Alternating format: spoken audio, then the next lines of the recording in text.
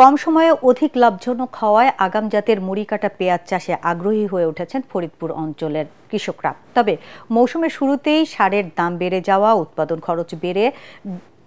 খরচ বেড়েছে, ফলে ন্যায্য দাম পাওয়া নিয়ে শঙ্কায় কৃষকরা। ফরিদপুর প্রতিনিধি কামরুজ্জামান সোহেলের পাঠানো তথ্য ও ছবিতে আরও জানাচ্ছেন ফারহিন ইসলাম টুম্পা।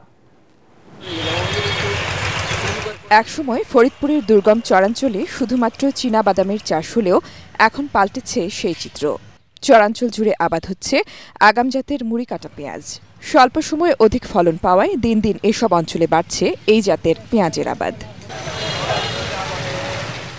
আর কদিন পরই বাজারে তোলা হবে এই পেঁয়াজ। কৃষকরা বলছেন সারের দাম বেশি থাকায় বেড়েছে উৎপাদন খরচ। আমি এই বছর 10 বিঘা পেঁয়াজ লাগাইছি, আগাম জাতের পেঁয়াজ। আমার 5 লক্ষ টাকা খরচ হয়েছে। গত বছর পেঁয়াজ ক্ষেত করতাম 900 বস্তা সার কিনতাম, এই সার এবার কিনা লাগতেছে আমাকে 1600 বস্তা।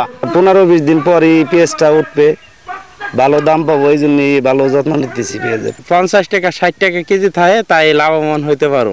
মুড়ি কাটা পেঁয়াজ চাষে কৃষকদের পরামর্শ সহ সব ধরনের সহযোগিতা দিয়ে যাচ্ছে জেলা কৃষি বিভাগ।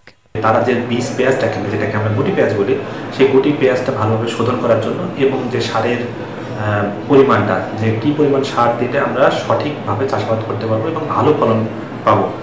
জেলায় এবছর মুড়ি কাটা পেঁয়াজ আবাদের লক্ষ্যমাত্রা ধরা হয়েছে 5200 হেক্টর জমিতে। Bureau report, ATN Bangla.